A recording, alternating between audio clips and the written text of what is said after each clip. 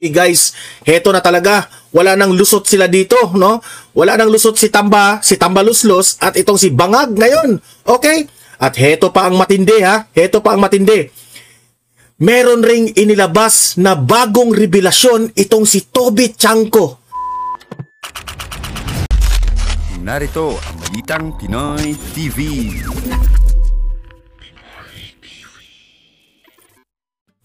Okay, heto na. Guys, heto na talaga. Wala nang lusot sila dito, no?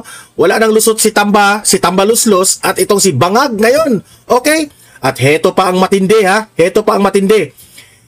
Meron ring inilabas na bagong revelasyon itong si Toby Chanko na in-interview siya sa One News. Okay? Tayo po ay magre-react dito at kino-connect na natin lahat. Okay? Mamaya, lahat ng mga sinasabi ko, ipapakita ko yan lahat after this one ha. Pero bago ang lahat, bago natin ito pag-uusapan, help me po na i-like muna ha at i-share itong video na ito para guys kakalat ito sa taong bayan. Okay, sabay-sabay nating i-like muna at i-share itong video natin, Facebook at YouTube. 1, 2, 3, go.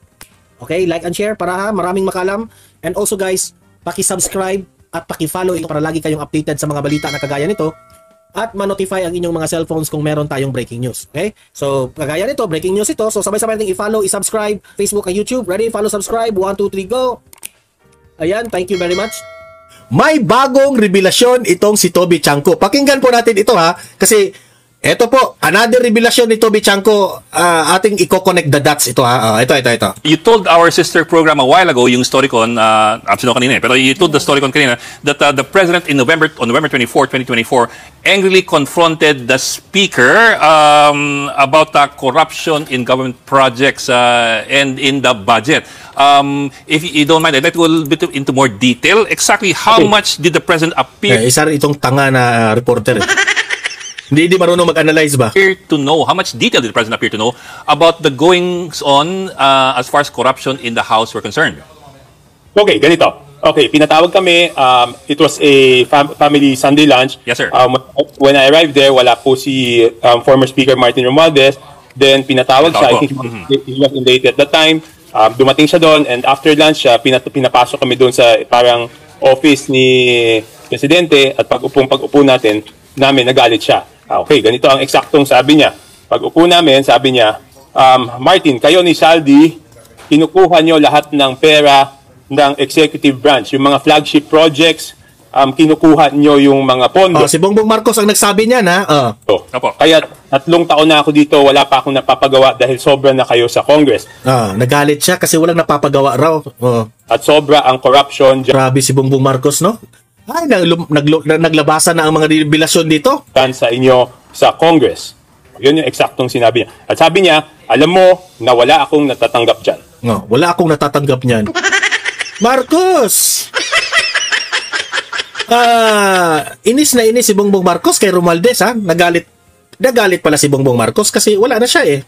Okay, that much is clear, sir. Now, I asked that question kasi, of course, it is appreciated that the President is calling out his own cousin as far as yung reports of corruption are concerned. On the other hand po, his critics could also say na after that November meeting, it took him 8 months before he finally blew his top and say, mahiya naman kayo. And in the meantime, the only thing that was done between that time and between that meeting and the mahiya naman kayo speech was to cut the insertions by, I don't know, 28 billion. But no charges, no investigation, and nothing at all in between. So that also raises that question.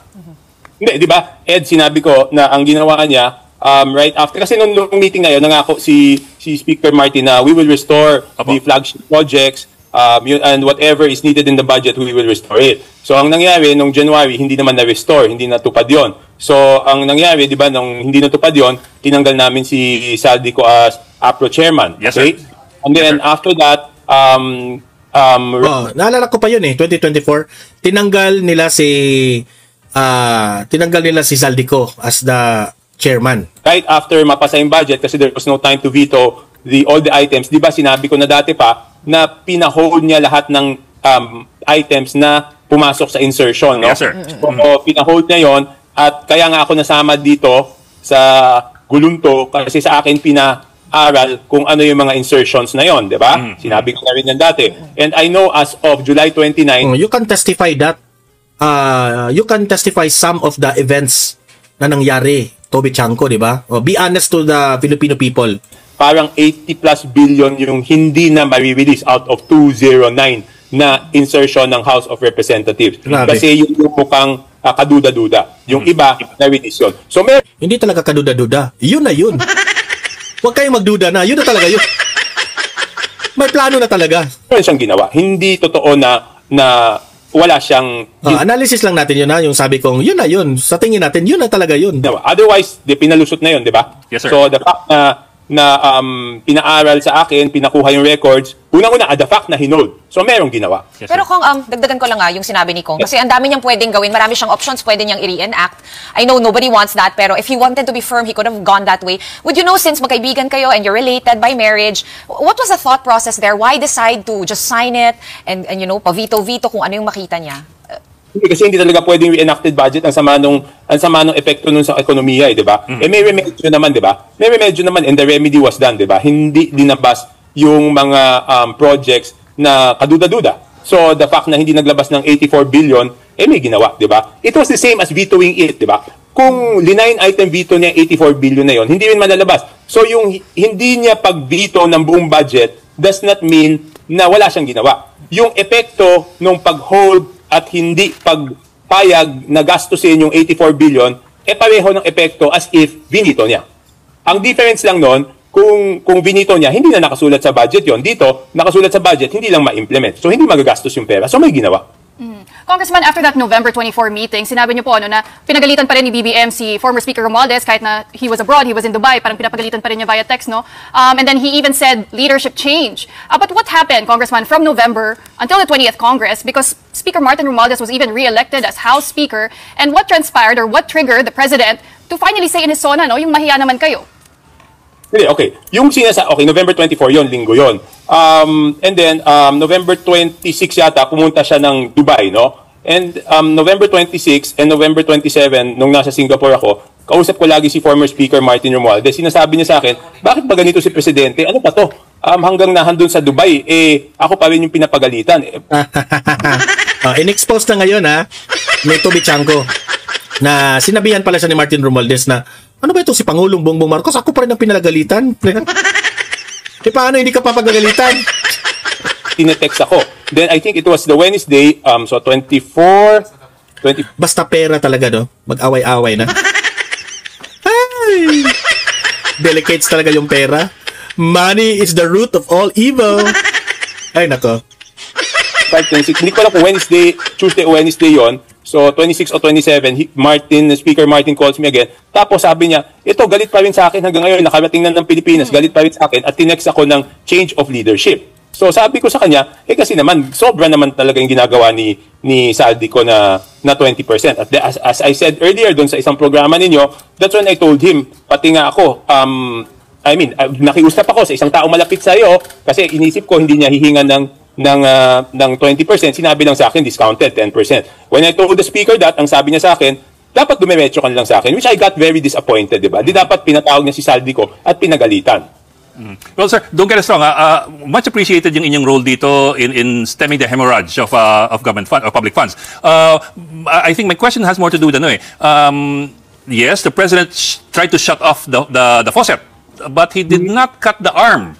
In other words, he held on to the money para hindi mailabas, pero wala no investigation, no charges filed, nothing. Kumbaga, kung anong nakaraan, goodbye Philippines na po yun. That's also a question there. Diba, kaya nga nagsalita na siya, di ba? Nagsalita na siya nung Pag pupunta siya sa Senado at magpagawa bilang isang resource person, delikado rin. Kasi pwedeng hawak na siya ng gobyerno Pwedeng ikukulong na siya. Ang kalaban niya kasi dito ngayon, ang administrasyon. So, delikado nga. Tama nga. Diba? Tama nga. Ngayon, the question is, ang argumento ng mga dilawan, kagaya nila Shelo Magno at itong si Auntie Claire Castro ng mga dilawan, why would a president insert 100 billion during BICAM instead of NEP? Diba? National Expenditure Program. Heto yung sagot. Yan. Why would a president insert 100 billion during BICAM instead of a NEP? Ito yung argumento ng mga bright na mga vloggers. Bakit totoo ang sinabi ni Zaldico na inutusan siya ni Bongbong Marcos na mag-insert ng 100 billion worth of project? Bakit totoo ang sinabi ni Zaldico? Heto ngayon ang explanation. Number 1, because BICAM is where insertion are hardest to detect. Sa BICAM kasi, mahirap i-detect. Kasi sa NEP, kung gagawin ni Bongbong Marcos ang insertion sa NEP, National Expenditure Program, is public from day 1. Sa simula pa lang, kitang-kita ito sa publiko. Kung i-insert ito ni Bongbong Marcos sa NEP, halatang-halata sa publiko naman nag-insert siya. It is scrutinized by the media, meaning to say, nakatutok po ang media. Analyst at ang mga taga-COA nakatutok rin, ang civil society nakatutok rin, ang mga economist dito sa bansa natin nakatutok rin, at ang publikong mamamayang Pilipino. So mahirap sa NEP ipasok Cielo Magno, Anticlair Castro, mga bobo. Kaya hindi po sa NEP, mali yung argumento nyo. Okay? So tama si Zaldico for us, no? In my opinion. Kasi kung sa NEP ito ipasok ni Bongbong Marcos ang kanyang korupsyon, every agency defends its budget in open hearings. Ang mga agency talaga magngangakak yan, mag-question yan. Bakit, Mr. President? Diba? Any questionable allocation gets exposed early. Meaning to say, sasabihin na talaga nila, bakit pinasok ni Mr. President yung 100 billion? Di ba na, ang dami ng reklamo, so hindi naman, Kaya, si Zaldico, ang paraan para maka-insert sila ng pera sa BICAM. Sa BICAM. But the BICAM, kung dito ipasok ni Marcos ang kanyang corruption, it is closed door. Walang nakatingin, kundi si Zaldico lamang. Siya lamang ang makakita kung may i-insert siya. No minutes. What do this mean? Meaning to say, walang pressure. Any time of the day, mapapasok nila. Di ba? Walang pumipigil. Hindi sila pwedeng magmamadali. They are free. No minutes or detailed records are made public. Di ba? Walang media. Walang nakabantay. Ika nga. Only the final reconciled numbers appear without showing who inserted what. Okay? Di malalaman. So, pero ang mapagbibintangan si Zaldico kasi siya lang ang nandyan eh. Di ba? Kaya si Zaldico ang binibintangan natin. Kung maalala nyo, si Zaldico ang binibintangan natin. Insert. Ang tanong, Don Mar, baka nagsisinungaling itong si Zaldico na dinamay lang niya si Presidente Bongbong Marcos. Posible, di ba? Posible rin nagsisinungaling si Zaldico. Pero ang tanong, bakit confident si Zaldico na mag-insert na ganitong kalaking pera na 100 billion? Imagine, kung kawatan ka, kung ikaw ay mangungulimbat ng pera na worth 100 billion, hindi ka ba matatakot? Matatakot ka talaga. But why is Zaldico very confident? Because, baka, tama ang sinabi niya na he is backed up by the President and Martin Romualdez. This is just a scenario or a theory. Baka sinabi, i-insert mo na yung 100 billion dyan, Zaldico. Wala kang problema dyan. Nandito ako. I am the President. I am the House Speaker. Yung merong House Speaker na ka-back up rin sa'yo. Di ba? Sige, insert mo na yung 100 billion. Huwag kang mag-alala. So, ngayon, si Zaldico, magiging confident siya. Nga, pasok ko ito. Di ba? Pwedeng ganun eh. Kaya nga mga tanga yung mga dilawan at mga mga dilawan, mga loyalista vloggers, tanga yung argumento ninyo na sa NEP. Marami nakabantay sa NEP, mga ugok. Di ba? Gamitin rin nyo ang utak ninyo sometimes, di ba? If a president wants to insert a huge lump sum quietly, sa BICAM ang pinaka-safest place. Yan po ang argumento. So, yung argumento nyo, mga putang inang mga dilawan kayo, boom! Halatang-halata na hindi nyo susuportahan si Zaldico kasi kung mapapatunayan ni Zaldico ito, malaki ang posibilidad na matanggal bilang presidente si Bongbong Marcos Kasi mag-people power. Talagang malaki ang chance na mag-people power dahil sa revelasyon na ito. 'Di ba? At yan ang ikinatakot ng mga loyalista at mga dilawan kasi ang papalit po ay si VP Sara. Takot sila kay VP Sara eh. 'Di ba? Takot sila kay VP Sara. So, ano kayo ngayon? Hello! Hello! Ito lang ang masasabi ko kay Martin Romualdez at ni Bongbong Marcos. Bongbong Marcos! Martin Romualdez!